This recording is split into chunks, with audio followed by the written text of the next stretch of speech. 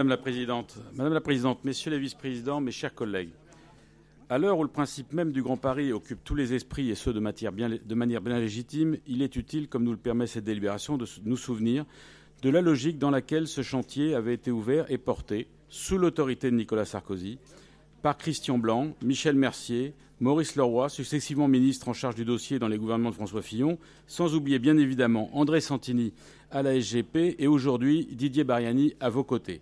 Le Grand Paris, c'est décidément l'affaire de l'UDI.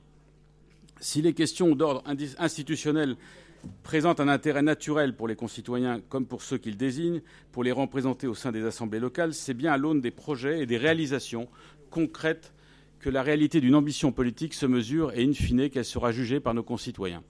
À travers cette délibération, il s'agit donc précisément d'en revenir à cette logique de projet innovant mis au service du développement de la région capitale. Et les enjeux, cela a été rappelé par M. le vice-président Bariani, sont énormes.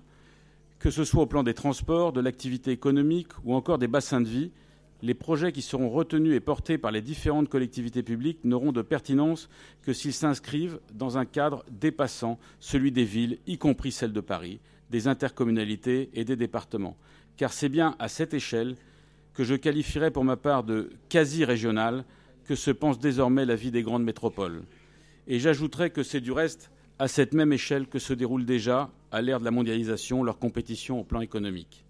Dans ce contexte, où il est donc question à la fois de mise en valeur de nos atouts, de nos pôles d'excellence industriels ou universitaires, de nos grandes infrastructures, mais aussi et surtout d'emploi pour les Franciliens, il était grand temps, mes chers collègues, de tourner le dos à l'attentisme dont la précédente majorité avait malheureusement fait sa principale marque de fabrique. En vous mandatant, Madame la Présidente, pour lancer dès cette année un premier appel à projets innovants de développement urbain, architectural et paysager, nous jetons en réalité les bases d'une nouvelle ambition pour l'Île-de-France. Une Île-de-France où le Conseil régional ne se contente pas simplement d'assumer, mais va au-devant de ses responsabilités. C'est donc en formant le vœu de voir cette délibération comme l'acte fondateur d'une nouvelle ambition politique pour le Grand Paris que le groupe UDI vous apportera, Madame la Présidente, Messieurs les vice-présidents, son plein et entier soutien. Je vous remercie. Merci, Monsieur